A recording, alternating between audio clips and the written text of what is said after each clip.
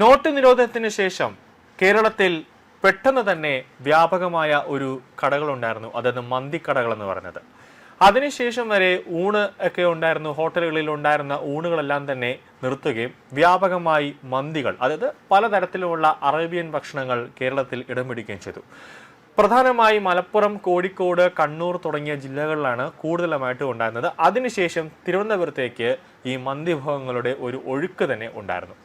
ഇപ്പം കോഴിക്കോട്, മലപ്പുറം, തിരുവനന്തപുരമൊക്കെ നോക്കിക്കഴിഞ്ഞാൽ നമുക്ക് പ്രധാനപ്പെട്ട സ്ഥലങ്ങളിലൊന്നും തന്നെ ഊണുകളൊന്നും, അതായത് കേരള ഫുഡുകളൊന്നും തന്നെ കിട്ടാനുള്ള സാധ്യത വളരെ കുറവാണ്. ഇപ്പോൾ ചെറിയ തട്ടുകടകളിൽ മാത്രമേ ഇപ്പോൾ ഊണ് അല്ലെങ്കിൽ ദോശ ഉൾപ്പെടെയുള്ള കേരള ഫുഡുകൾ കിട്ടുന്നുള്ളൂ. മിക്ക കടകളിലും ഇപ്പോൾ ചെറിയ തട്ടുകടകളിൽ പോലും ഇപ്പോൾ മന്തി ഉൾപ്പെടെയുള്ള അറേബ്യൻ ഭക്ഷണങ്ങളുടെ വിവിധ തരം അറേബ്യൻ ഭക്ഷണങ്ങൾ ഇപ്പോൾ തട്ടുകടകളിലും സാധാരണ ഹോട്ടലുകളിലും ഇപ്പോൾ ലഭ്യമായി തുടങ്ങിയിരിക്കുന്നു.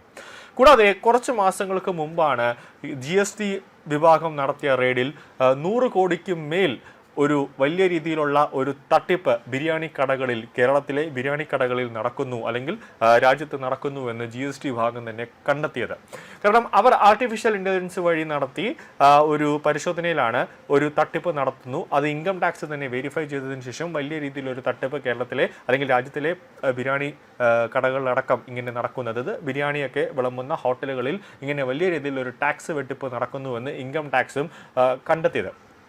അപ്പോൾ ഈ പണങ്ങളൊക്കെ എവിടെ പോകുന്നു, അല്ലെങ്കിൽ ഏത് രീതിയിലേക്ക് പോകുന്നു എന്നൊരു സംശയമാണ് കേന്ദ്ര സർക്കാർ ഇപ്പോൾ ഒരു അന്വേഷണത്തിലേക്ക് കാര്യങ്ങൾ എത്തിക്കുന്നത്. കാരണം നമുക്കറിയാം, വിഷുവുമായി ബന്ധപ്പെട്ട് മലപ്പുറം ജില്ലയിൽ ഉൾപ്പെടെ 10ഓളം അറേബ്യൻ ഭക്ഷണങ്ങൾ വിളമ്പുന്ന ഹോട്ടലുകളിൽ കൃഷ്ണനെ അധിക്ഷേപിച്ചുകൊണ്ട്, അല്ലെങ്കിൽ ഹിന്ദുക്കൾ ഏറ്റവും കൂടുതൽ ആരാധിക്കുന്ന കൃഷ്ണൻ, അല്ലെങ്കിൽ ഏറ്റവും കൂടുതൽ ഒരു ഉത്സവം പോലെ കൊണ്ടാടുന്ന വിഷുവിനെയൊക്കെ അപമാനിക്കുന്ന തരത്തിൽ കൃഷ്ണൻ മന്തി കഴിക്കുന്ന ഫോട്ടോ, അല്ലെങ്കിൽ ചിക്കൻ ബിരിയാണി വിളമ്പുന്ന ഫോട്ടോ ഒക്കെ വെച്ചിട്ട് ഒരു മതസ്പർദ്ധ ഉണ്ടാക്കുക, അല്ലെങ്കിൽ കേരളത്തിൽ ഒരു കലാപം ഉണ്ടാക്കുക എന്നൊരു ലക്ഷ്യത്തിലേക്ക് ഇവർ മാറി നിൽക്കുന്നു, അല്ലെങ്കിൽ ആ ഒരു രീതിയിലേക്ക് ഇവർ കേരളത്തിൽ വിത്തുപാകുന്നു എന്നൊരു സംശയമാണ് ഇപ്പോൾ കേന്ദ്ര ഏജൻസിക്കും അതോടൊപ്പം തന്നെ പോലീസിനും ഉണ്ടായത്. അതുമായി ബന്ധപ്പെട്ടാണ് പോലീസ് സ്വമേധയാ തന്നെ പല കേസുകളും എടുത്തത്. നിലവിൽ ഇപ്പോൾ ഈ സംഭവത്തെ പറ്റി നാഷണൽ ഇൻവെസ്റ്റിഗേഷൻ ഏജൻസി അഥവാ NIA അന്വേഷിക്കണമെന്ന് ആവശ്യപ്പെട്ടുകൊണ്ട് BJP NIAക്ക് ഒരു നോട്ടീസ് അല്ലെങ്കിൽ ഒരു പരാതി അയച്ചിരിക്കുകയാണ്. അതായത് നോട്ട് നിരോധനത്തിന് ശേഷമാണ് കേരളത്തിലുടനീളം വ്യാപകമായി ആരംഭിച്ച അറബിക് റെസ്റ്റോറൻറ്റുകളുടെ സാമ്പത്തിക സ്രോതസ്സുകളെക്കുറിച്ച് അന്വേഷണം നടത്തണമെന്നാവശ്യപ്പെട്ട് ദേശീയ അന്വേഷണ ഏജൻസിക്ക് മുമ്പാകെ പരാതി വന്നിരിക്കുകയാണ്.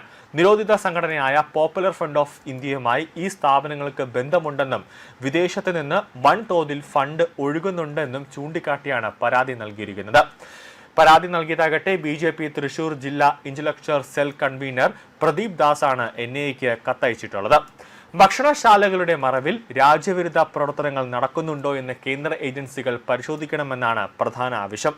കേരളത്തിലെ നഗരങ്ങളിലും ഗ്രാമങ്ങളിലും കഴിഞ്ഞ കുറച്ചു വർഷങ്ങളായി അറബിക് ഭക്ഷണശാലകൾ അസ്വാഭാവികമായ ഒരു വേഗത്തിൽ മുളച്ചു പൊങ്ങുന്നതായാണ് പരാതിയിൽ പറയുന്നത്.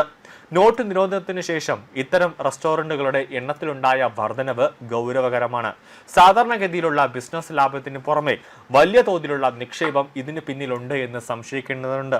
വിദേശത്ത് നിന്നും മറ്റ് ഇതര സ്രോതസ്സുകളിൽ നിന്നും ലഭിക്കുന്ന പണം ഇത്തരം സാമ്പത്തിക സ്രോതസ്സുകളിൽ അതായത് ഇത്തരം ബിസിനസ്സുകളിലേക്ക് ലഭിക്കുന്ന പണം മറ്റേതെങ്കിലും തരത്തിലേക്ക് വഴിമാറ്റപ്പെടുന്നുണ്ടോ എന്ന് കർശനമായി പരിശോധിക്കണമെന്നാണ് BJP നേതാവ് NIAക്ക് അയച്ച പരാതിയിൽ പറഞ്ഞത്. പോപ്പുലർ ഫ്രണ്ട് പോലുള്ള തീവ്ര നിലപാടുള്ള സംഘടനകൾക്ക് ഇത്തരം സ്ഥാപനങ്ങളുമായി നേരിട്ടോ അല്ലാതെയോ ബന്ധമുണ്ട് എന്ന ഗുരുതരമായ ആരോപണവും പരാതിയിൽ ഉന്നയിക്കുന്നുണ്ട്. അറബിക് റെസ്റ്റോറൻറ്റുകൾ കേന്ദ്രീകരിച്ച് ഗൂഢാലോചനകൾ നടക്കുന്നുണ്ടോ എന്നും വിദേശ ഫണ്ടിന്റെ വിനിയോഗം എങ്ങനെയാണെന്നും ED ഉൾപ്പെടെയുള്ള ഏജൻസികൾ അന്വേഷിക്കണമെന്നും പ്രസീദ് ദാസ് ആവശ്യപ്പെടുന്നുണ്ട്. രാജ്യസുരക്ഷയെ ബാധിക്കുന്ന തരത്തിലുള്ള ഇടപെടലുകൾ ഇത്തരം സ്ഥാപനങ്ങൾ കേന്ദ്രീകരിച്ച് നടക്കുന്നുണ്ടെന്ന ആശങ്ക ശക്തമാണ്. പരാതിയുടെ അടിസ്ഥാനത്തിൽ പ്രാഥമിക വിവരശേഖരണത്തിന് NIA തയ്യാറെടുക്കുന്നതായാണ് സൂചന.